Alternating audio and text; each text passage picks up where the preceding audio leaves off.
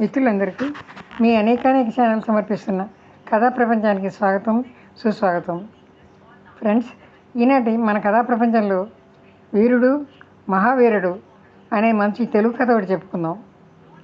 ఈ కథా రచయిత కారామాస్టర్గా ప్రసిద్ధులైన కాళీపట్నం రామారావు గారు.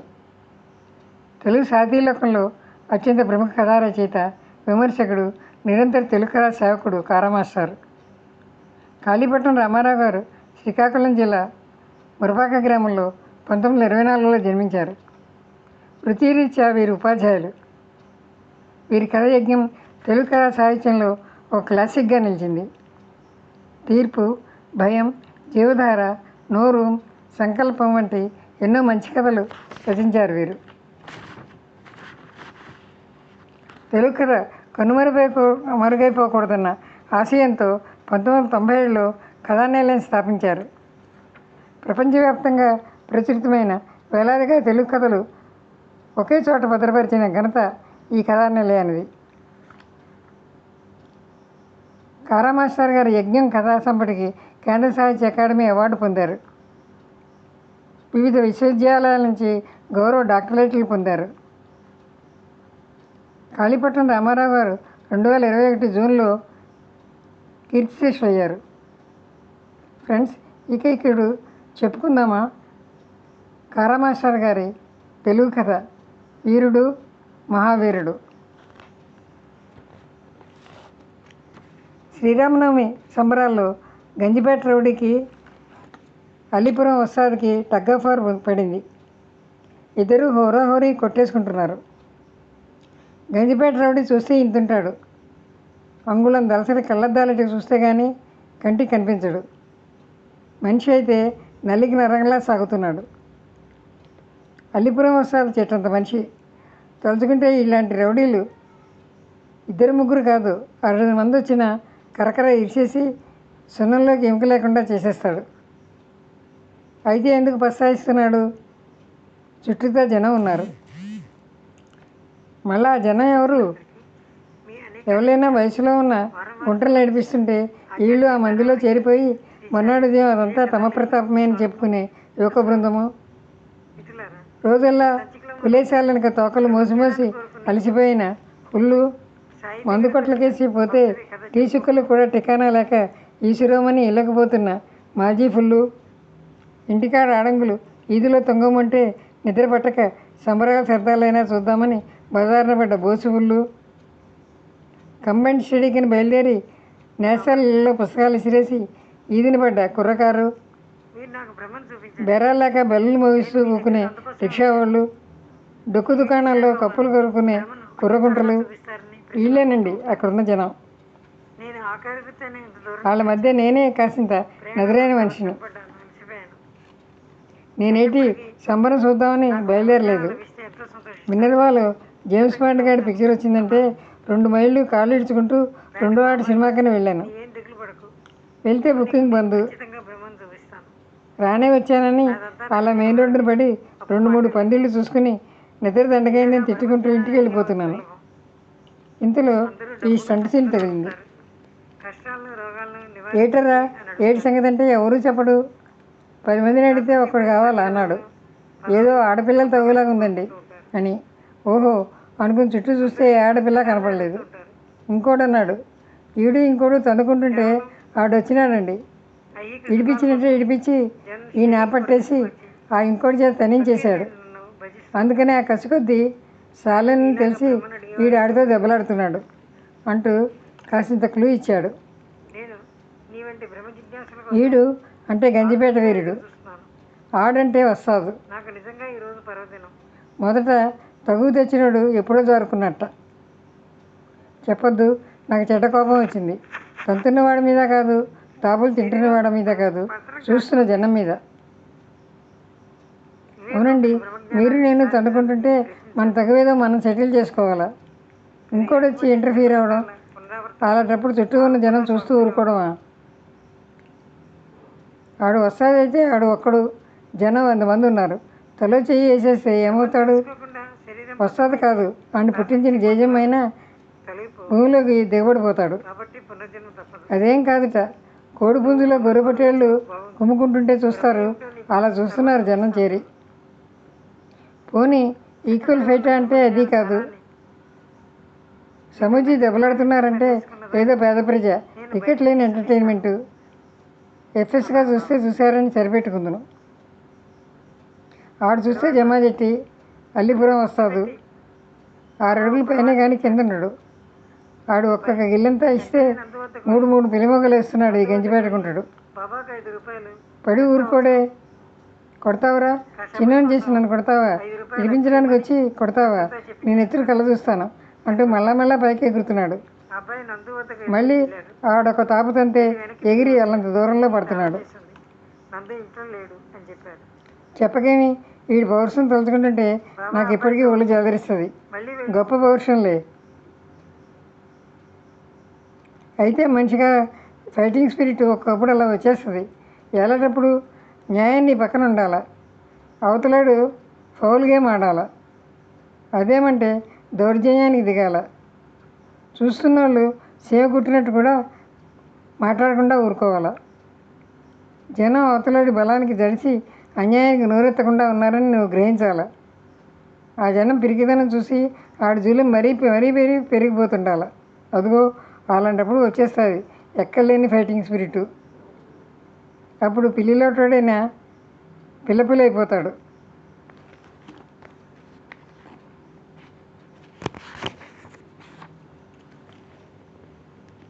ఇద్దరు దెబ్బలాడుతుంటే ఎవడి తప్పు అని ఎవరిని అడగక్కర్లేదు. అడిగితే ఆడి తప్పని తెలియదు, ఈడి తప్పని ఆడు ఎలాగూ చెప్తారు. అడగకుండా పక్కన నిలబడి వాళ్ళ ముఖాలకు చూడు, తప్పేవాళ్ళతో ఎవడూ చెప్పకుండానే కరెక్ట్గా నువ్వే చెప్పేస్తావు. అందుకే నా సింపతి అల్లిపుర వస్తాద్ మీద కాక గంజిపేట రౌడీ మీదే ఉంది. ఆడొక్క కిక్కిస్తుంటే అది రౌడీగాడి పక్కలో కాకుండా నా డొక్కలో తగులుతున్నట్టు ఉండాలి. అయితే ఆడు కొత్తపేట శాండో అన్న సంగతి అక్కడ చాలా మందికి తెలియదు. నాకు నాలాంటి వాళ్ళే లోకపెత్తలు ఇంకెవరైనా ఉంటే వాళ్ళకే తెలుసు.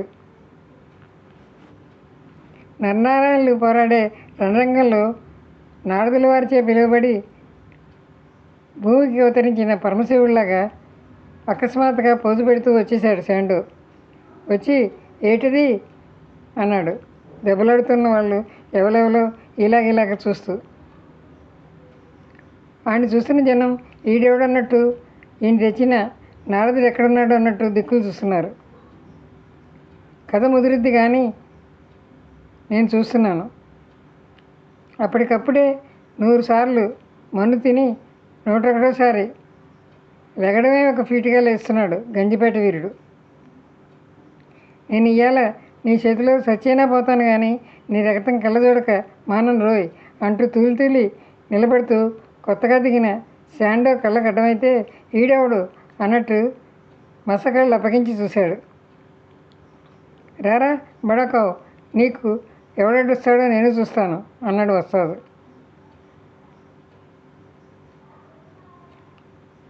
తమాషా తెలుసా, అంతవరకు చెయ్యి కాలు విసిరడం తప్పించి నోరు తిరగలేదు వస్తాదు కాడు. శాండోని చూశాక అలాగన్నాడు.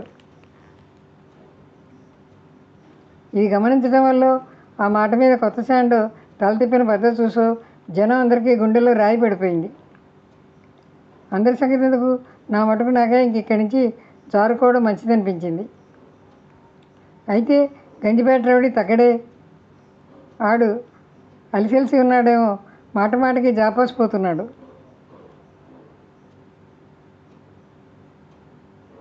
ఎదవ ఇడిపించడానికి వచ్చి నన్ను తంతన్నాడు. ఈడు నన్ను ఒంటిగాని చేసి తంతన్నాడు. ఈడు వస్తాది ఉడుపులన్నీ చిన్నోడిని నా మీద చిరుతున్నాడు అని బొబ్బలెడుతున్నాడు. ఈడు నన్ను చంపేయడానికి పెట్టుకున్నాడు రోయ్ అంటూ బొబ్బలందుకుంటూ పరుగు వెళ్ళి ధన్మని లేచిపోయాడు ఆకాశంలోకి. అలాంటప్పుడు కొత్తపేట శాండో ఎవడు, అంతవరకు దెబ్బలాడిన అలీపురం వస్తాది కాదు, అప్పుడే వచ్చిన కొత్తపేట శాండో అమాంతం ఆడు కుడి చేయి టక్కుమని పట్టుకున్నాడు. జనం కకాకలై చినుకు దెబ్బలకి చేమల పుట్టలు చెదిరిపోయినట్లు చెదిరిపోతున్నారు. పట్టుకున్న ఆ చేయి వెనక్కి తిప్పుతూ ఉన్నాడు. ఎవడితో? గంజిపేట రౌడీ. అంటే దెబ్బలు తింటున్న వాడితో. ఏమని? ఇక శాంతించు. ఆ మాట ఆడితో చెప్పు. ఆయనతో కాదు, నీతోనే చెప్తున్నాను, శాంతించు. ఆ మాట ఆడితో చెప్పరా శాండో, ఆడితో చెప్పు.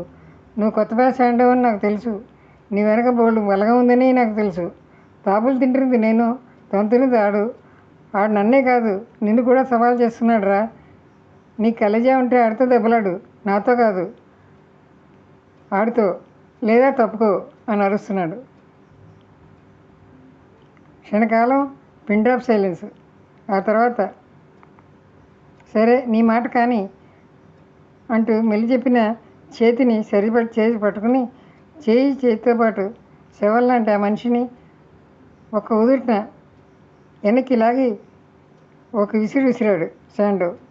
ఆ దెబ్బకు 3 అంతర్లు కొట్టి తెరిచిపెట్టిన అల్లిపురం వస్తాడు కబంధ హస్తాల్లో పడ్డాడు రౌడీ. ఆడెక్కడికి వెళ్ళి పడతాడో తెలిసిన వాళ్ళలాగా ఆడికి తగిన పని చేసినట్టుగా వెనక్కి తిరిగైనా చూడకుండా వెళ్ళిపోయాడు శాండో అక్కడి నుంచి. తర్వాత ఏమైంది? ఏటవుద్ది? రణగొంధ్వని సంకుల సమరం జరిగాయి. గంజిపేట రౌడీ ప్రజల తటస్థ వైఖరిని నిరసిస్తూ ఆడి భాషలో జనంగాళ్ళకి అప్పీల్ చేయడం మొదలుపెట్టాడు. దాంతో జనం రెచ్చిపోయి తలకో చెయ్యి పీకి వేసేశారు. ఎవరి మీద? ఇంకెవరి మీద? గంజిపేట రౌడీ మీదే. అవునండి, తనకి తోచినైనా తోచాలా, ఒకటి చెప్పినప్పుడు ఎన్నుకోనైనా ఎన్నుకోవాలా. శాండో ఎందుకు ఈయన్ని సైడ్ చేయలేదు? వీళ్ళిద్దరూ అల్లిపురం వస్తుందని కొట్టలేరునా? వీడి సాయం కూడా దేనికి? ఆడు ఊ అంటే చాలు, ఆడు అనుకున్న శిష్యులే వాడిని భక్షించేస్తారు. ఒక వస్తాదని కాదు, వరుసపెట్టి 4గురిని ఉతికేస్తారు. అయితే అంతతో అయిపోయిందేంటి? అల్లిపురంలో ఇంక వస్తాదులు లేరా? వాళ్ళు కానీ గాజులు తొలగించుకున్నారా? గొప్పకి పోయి ఆర్తజన త్రాణము అండర్ గ్రౌండ్ పక్షము అన్నాడంటే అప్పుడు కొత్తపేట శాండోలందరినీ దింపాలి ముగ్గులోకి. దింపాడు, పొచ్చులు ఎరిగిపోతాయి. పోలీసులు వచ్చేస్తారు. ఒకటా గొడవ, రెండో ఊరల వారే. టౌన్ హేమాహేమీలంతా ఇన్వాల్వ్ అవ్వాల్సి వస్తుంది. ఆ ఒక్క క్షణం పిన్ డ్రాప్ సైలెన్స్లోనే ఇన్ని పాయింట్లు ఆలోచించేశాడు కొత్తపేట శాండో. అందుకే నాగ్గా ఆ గొడవ అలాగా పీస్ఫుల్గా సెటిల్ చేసేశాడు. లేకపోతే అబ్బో ఆ పట్న శానా గొడవ అయిపోను. అయితే ఇక్కడ చిన్న పాయింట్ ఉంది. అదే ఆడి ఒంటికి కానీ మొప్పం వస్తే వాడు అలాగా ఒగ్గేస్తాడా? ఒకడు నిజమే. అప్పుడు ఆడి పేటోళ్ళందరినీ పిలుస్తాడు. అసలు ఆడు పిలవక్కర్లేదు. ఆడి భక్తులు ఆడు పిలవకుండానే అగ్గిలోకి దూకేస్తారు. బిగ్ పవర్లో ఉన్న ఆకర్షణ ఇది. మనం అనుకుంటాం, కానీ ఏ కాలంలోనైనా ఏ లెవెల్లోనైనా బిగ్గు స్మాలు తేడాలు ఉండనే ఉంటాయి. కొత్తపేట శాండో లాజిక్ మనకు అందదు, కానీ అందితే అదే సరైనది అనిపిస్తుంది. నన్ను అడిగితే గంజిపేట వీరుడికి ఆ మర్యాద అలా జరగాల్సిందే, లేకపోతేనే ప్రమాదం వాడికి. అవును గురు, అలాంటి వాళ్ళు ఏటనుకున్నారంటే అంటే జనం చూస్తూ చూస్తూ అన్యాయాలు జరగనిస్తారా అనుకుంటారు. అనుకుని న్యాయం ధర్మం అంటూ పెద్ద పెద్ద కబుర్లలో చిక్కుల్లో పడతారు. పడి ఒకరికి తెద్దునా అందరికీ తెద్దునా అనే క్రైసిస్లు సృష్టిస్తారు. ఒకసారి జనం సంగతి ఏమిటో తెలిస్తే మరి ఇంకెప్పుడు అలాంటి ఎరుకుట్టి వేషాలు వేయరు. అందుకే ఆడి మంచి కోరే నేను ఆడి మీద ఒక చెయ్యి వేసేసాను. మిత్రులారా, విన్నారు కదా, ఇదండి కాళీపట్నం రామారావు గారి గొప్ప తెలుగు కథ, వీరుడు మహావీరుడు. ఈ కథ ఆంధ్రజ్యోతి సచిత్ర వారపత్రికలో 5/4/1928 సంచికలో ప్రచురితమైంది. ఫ్రెండ్స్, ఇంతవరకు మీరు అనేక ఛానల్ సబ్స్క్రైబ్ చేసుకోకపోతే వెంటనే సబ్స్క్రైబ్ చేసుకోండి. ఛానల్ని లైక్ చేయండి, ఛానల్ని ప్రోత్సహించండి. నమస్తే, సెలవు.